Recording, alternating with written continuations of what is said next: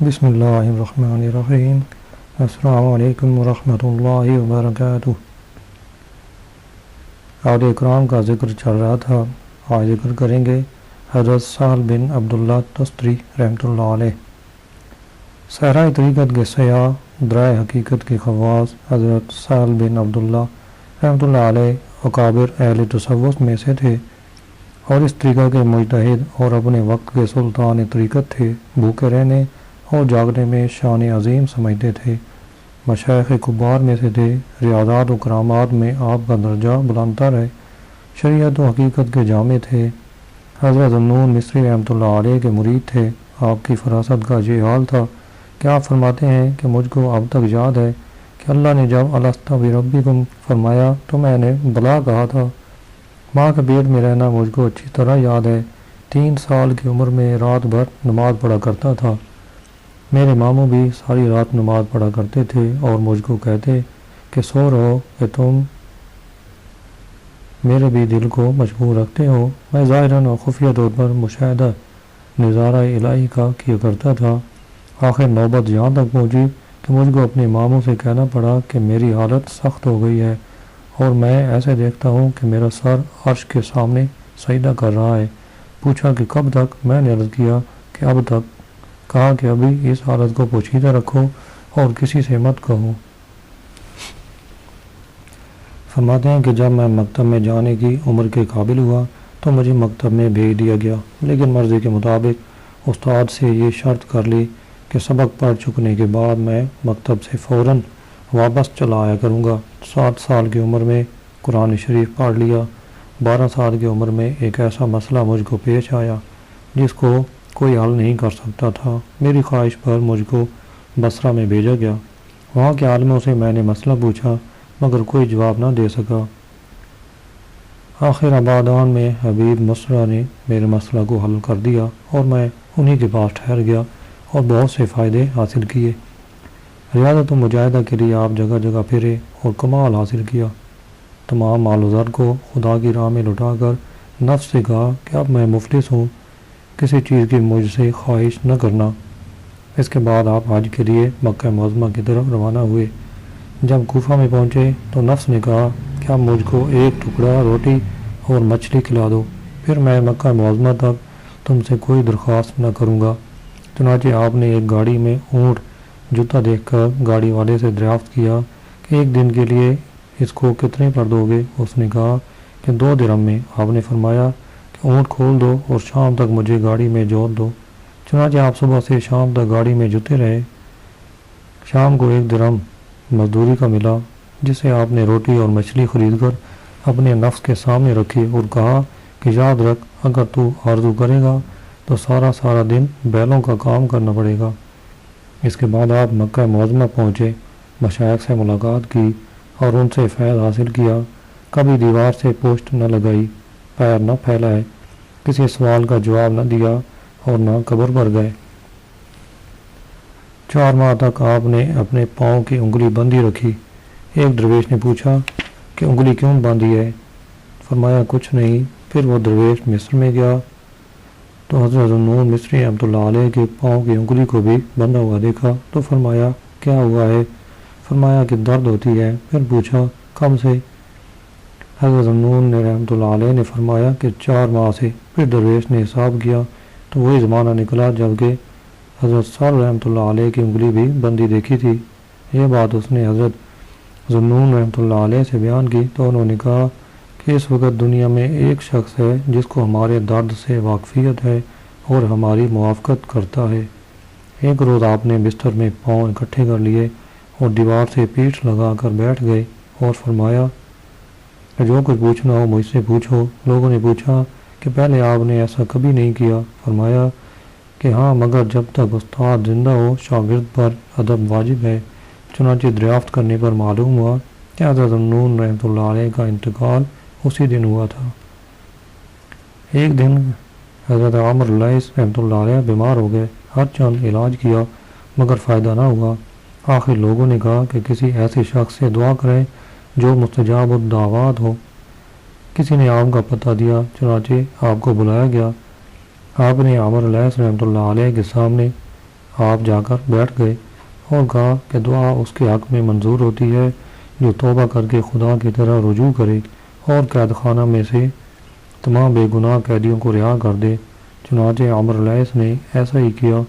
خدا کی قدرت سے اسی وقت عمرو اللیث رحمۃ اللہ علیہ کو صحت حاصل ہو گئی۔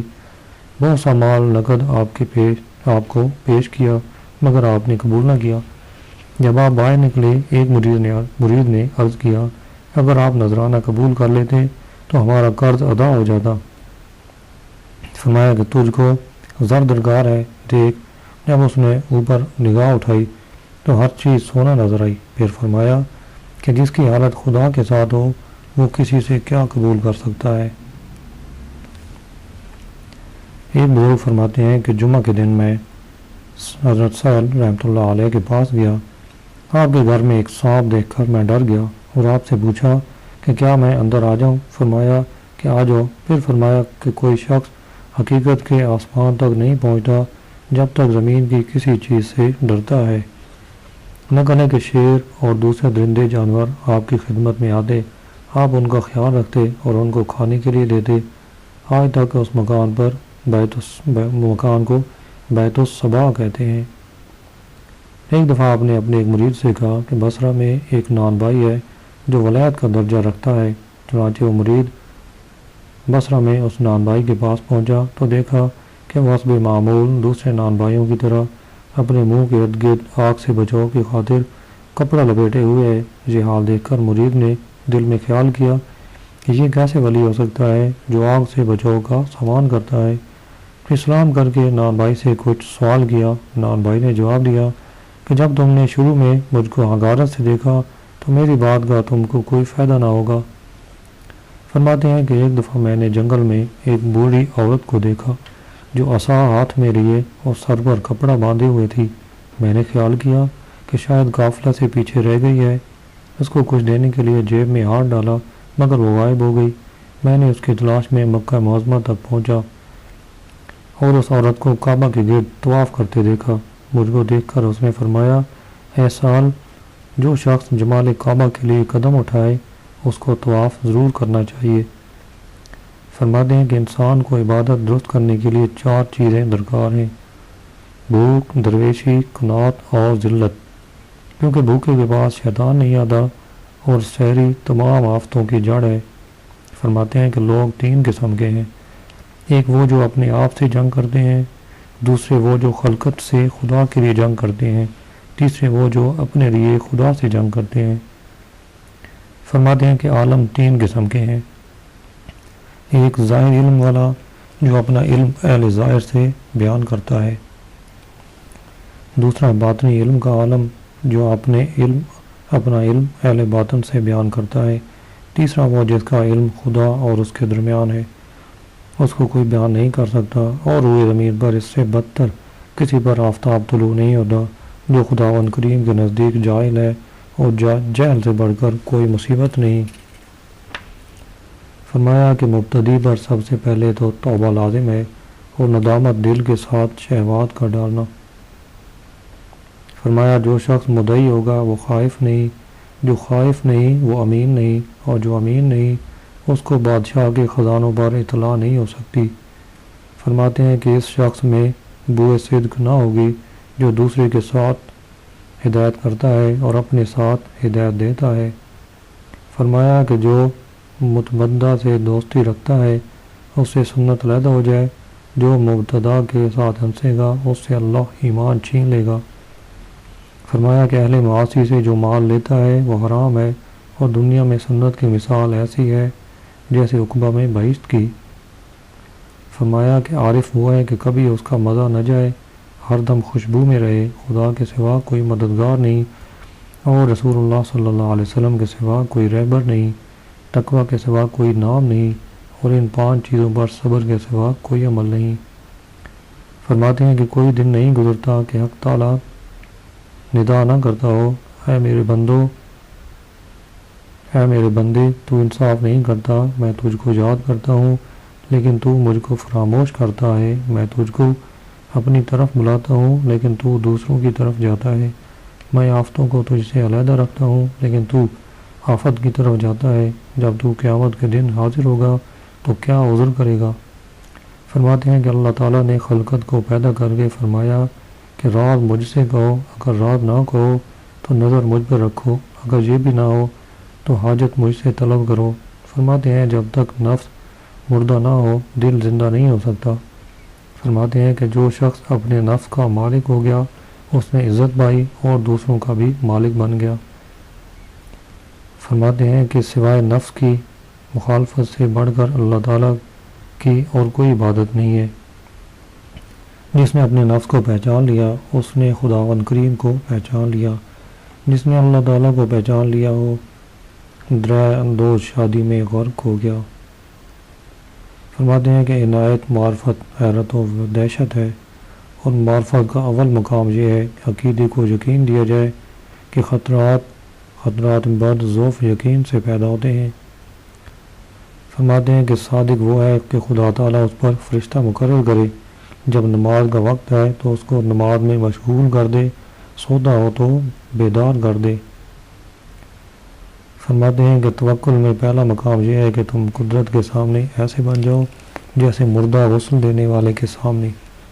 اور توکل کی 3 علامات ہیں۔ اول یہ کہ سوال نہ کرے، اور جب ملے تو قبول نہ کرے، اگر قبول کرے تو خرچ کر دے۔ اور اہل توکل کو 3 باتیں دی جاتی ہیں: حقیقت یقینی، مکاشفہ غیبی، مشاہدہ قریب۔ حق تعالیٰ اور توکل میں اللہ تعالیٰ پر الزام نہ دو،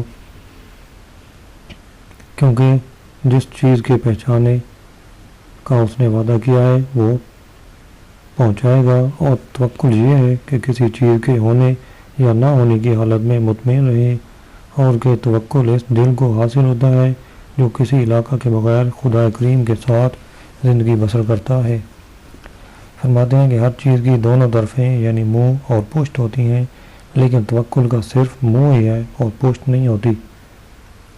فرماتے ہیں کہ زہد 4 چیزوں میں ہے: اول کھانے میں، دوسرے لباس میں، تیسرے بھائیوں میں، اور چوتھے دنیا میں۔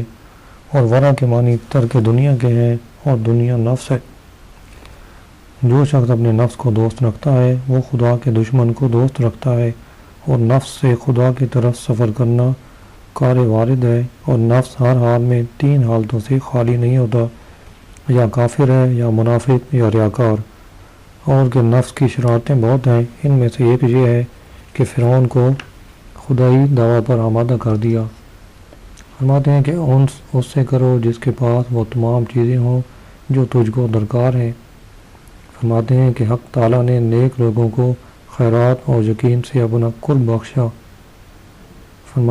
فرماتے ہیں کہ روغن کا استعمال زیادہ کرو تاکہ تمہاری عقل زیادہ ہو، کیونکہ کوئی ناقص دل خدا کو کبھی نہیں پا سکتا۔ لوگوں نے پوچھا نفس پر سب سے زیادہ سخت چیز کیا ہے؟ فرمایا کہ اخلاص، کیونکہ اخلاص میں کچھ نصیب نہیں ہوتا، اور کہ اخلاص اجابت حکم ہے، اگر اجابت نہیں تو اخلاص بھی نہیں۔ اور اخلاص یہ ہے کہ دین تم نے اللہ تعالیٰ سے لیا، اس کے سوا اور کسی کو مت دو۔ لوگوں نے سوال کیا کہ صادق لوگوں کا وصف بیان کریں۔ فرمایا کہ تم صادق لوگوں کے اسرار لے آؤ، میں تم کو ان کا وصف بتاؤں گا۔ پوچھا کہ مشاہدہ کیا چیز ہے؟ فرمایا عبودیت۔ کسی نے سوال کیا کہ کسی نے بہت دنوں تک کچھ نہ کھایا تو اس کی بھوک کہاں جاتی ہے؟ فرمایا کہ وہ نار کو نور میں تبدیل کر دیتی ہے۔ اور بھوک کے 3 درجے ہوتے ہیں: اول سبو تباہ، یہ عقل کا مقام ہے، دوسرے رجوع موت، یہ فساد کا مقام ہے، تیسری بھوک شہوت کی، اور یہ اسراف کا مقام ہے۔ پوچھا کہ توبہ کیا ہے؟ فرمایا یہ کہ گناہ کو فراموش کر دو۔ ایک شخص نے کہا کہ توبہ یہ ہے کہ گناہ کو نہ بھولا جائے۔ فرمایا کہ نہیں، کیونکہ ایام وفا میں جفا کا ذکر ہی جفا ہے۔ آپ عالم اور واعظ بھی تھے، بہت سے لوگ آپ کے واعظ سے راہ راست پر آ گئے۔ وفات کے وقت آپ کے 400 مرید تھے جو آپ کے سرانے بیٹھے تھے۔ انہوں نے عرض کیا کہ اے شیخ، آپ کی جگہ کون بیٹھا کرے گا اور آپ کے ممبر پر کون واعظ کہا کرے گا؟ آپ نے فرمایا آپ نے ایک مرید کہا جس کا نام شاد و دل تھا۔ نام لے کر کہا کہ میری جگہ شاد و دل بیٹھے گا اور واز بیان کرے گا۔ لوگوں نے خیال کیا کہ شاید عالم نظام میں شیخ کی عقل میں فتور آ گیا ہے، بس اسی لیے شاد و آتش پرست کا نام لے رہے ہیں۔ شیخ نے کہا کہ چپ رہو اور شاد و دل کو بلا لاؤ۔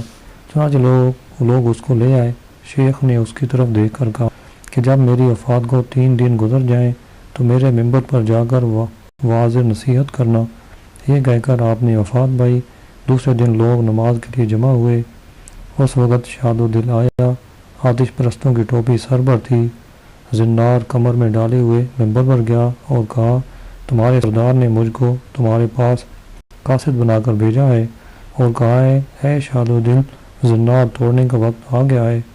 یہ کہہ کر اس نے سب کے سامنے زنار توڑ ڈالا اور ٹوپی اتار کر پھینک دی اور اشہد ان لا الہ الا اللہ واشہد ان محمد عبدہ ورسولہ کہا، اور پھر کہا کہ شیخ نے فرمایا کہ استاد کی نصیحت کو بھول نہ جانا۔